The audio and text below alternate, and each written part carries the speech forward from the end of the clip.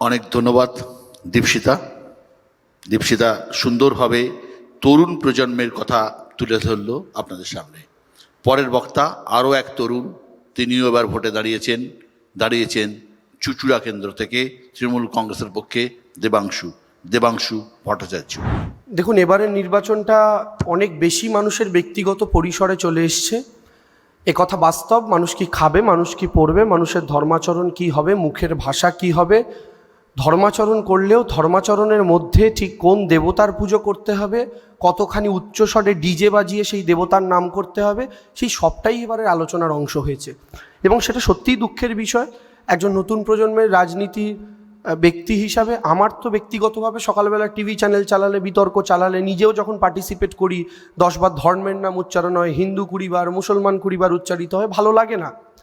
কিন্তু দুঃখের বিষয় 2014 সালে যে দলটা ভারতবর্ষের মাটিতে ক্ষমতা এসছে, তারা ভারতবর্ষের সংস্কৃতিটাকে সম্পূর্ণ রকমভাবে বদলে দিয়েছে।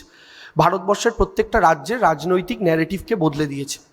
কিন্তু তারপরেও এই রাজনৈতিক দলটা যখন গোটা ভারতবর্ষ দখল করতে পেরেছে, অলমোস্ট অনেকগুলো রাজ্য, দক্ষিণের কয়েকটা রাজ্য বাদ দিলে, তখন কিন্তু এই যে দীপশিতা ধর, আমার রাজনৈতিক কলিগ, আমার বিরোধী দলের একজন যুবনেত্রী, তিনি বলছিলেন ফ্যাসিজমকে মাছ ভাত ইত্যাদি দিয়ে আটকানো যায় না।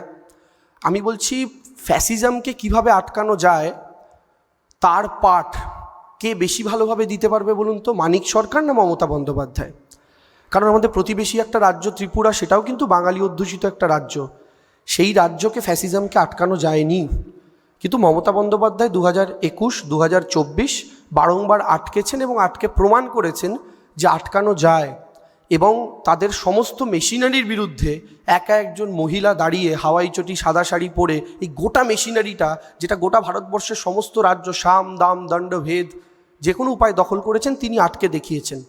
মুশকিলের জায়গাটা হচ্ছে এবার বাংলা কার, রাজনৈতিকভাবে যদি প্রশ্ন করেন কার, আর যদি সাধারণ প্রশ্ন করেন কার মানে তো আমাদের সবার, এখানে যারা বসে আছেন রাজনৈতিক দলমত, ভাষা, ধর্ম নির্বিশেষে প্রত্যেকটা মানুষেরই বাংলা।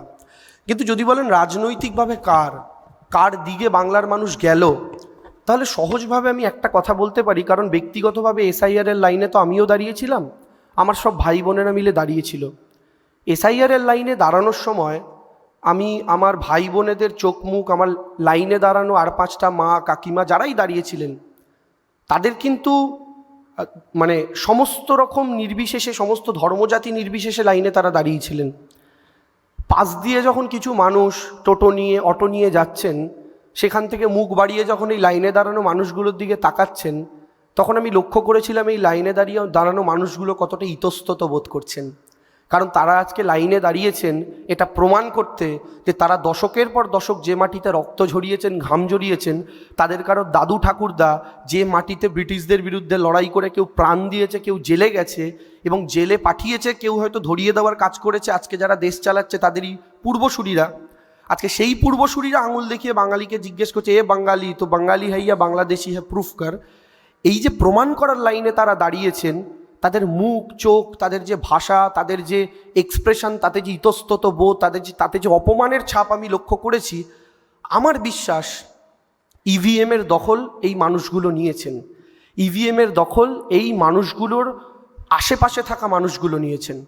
বহু মানুষ যারা এবার নির্বাচনে প্রতিদ্বন্দ্বিতা করেছেন, অন্তত আমি তো ব্যক্তিগতভাবে যখন একটা বিধানসভা, চুঁচুড়া বিধানসভার অলিতে গলিতে ঘুরেছি, কারণ আমার বিধানসভায় যেমন বড় অংশের মতুয়া ভোটার আছেন, এসসি ভোটার আছেন, মানে মতুয়া বাদ দিয়েও যে এসসি আছেন তারা রয়েছেন। আমার বিধানসভায় যেমন পোলবার মতো অঞ্চল রয়েছে যেখানে এসটি ভোটার রয়েছে, তেমন ব্যান্ডেলের মতো এলাকা রয়েছে যেখানে অবাঙালি ভোটার রয়েছে, আর বর্ধিষ্ণু বাঙালি মানুষ তো আছেনই। সমস্ত জায়গাতে প্রতিটা বুথে 2-4জন মানুষ এসে কাঁদতে কাঁদতে বলেছে, বাবু নামটা কেটে দিয়েছে, কি করি বলো তো। একজন পুরোহিতের সঙ্গে আলাপ হয়েছিল, তার 81 বছর বয়স, 50 বছর ধরে তিনি পুজো করছেন, চুঁচুড়া টাউনে 1 নম্বর ওয়ার্ডে তার বাড়ি, এলাকার খুব পপুলার পুরোহিত। সেই মানুষটা কাঁদতে কাঁদতে বলছে, আজ বাঁচবো না কাল কদিন বাঁচবো জানি না, এই বয়সে নামটা কেটে দিল, বাবু কি বলি বলো তো, বলে হাউ হাউ করে কেঁদে আমায় জড়িয়ে ধরেছে।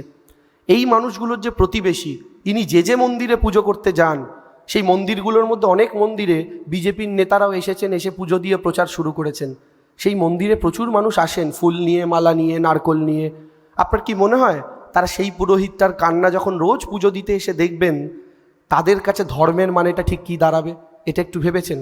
আমার বিশ্বাস এইটা এবার নির্বাচনে ফ্যাক্টর। মানুষ মমতা বন্দ্যোপাধ্যায়ের হাত ধরে 100টা প্রকল্পে তাদের জীবন বদলেছে একদিকে, আরেকদিকে একটা রাজনৈতিক দল দিল্লিতে বসে শুধু লাইনে দাঁড় করিয়েছে আর আপনাকে প্রশ্নের মুখে দাঁড় করিয়েছে। কখনো 2016-তে আপনি কালো টাকার মালিক নন তো, এই অভিযোগে আপনাকে লাইনে দাঁড় করিয়েছে?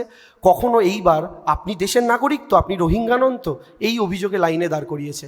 আজকে বাংলার মানুষ কি ইভিএমের বোতাম চেপার আগে আপনাদের মনে হয় না এটা ভাববে? যারা একটা ইঞ্জিন নিয়েই আমাদের দিকে এতবার আঙুল তুলছে সুদূর গুজরাটে বসে বসে, তাদেরকে যদি আরেকটা ইঞ্জিন চালানোর সুযোগ দিই, তাহলে শুধু লাইনে দাঁড়ানো নয়, এবার হয়তো কম্বল বিছানাটা নিয়েও লাইনে শুতে হবে, কারণ বাড়ি যাওয়ার আর সময় থাকবে না। আমার মনে হয় এবার নির্বাচনটা এই সমস্ত মানুষগুলোর এবং তাদের সিদ্ধান্তের। Thank you. পরের বক্তা।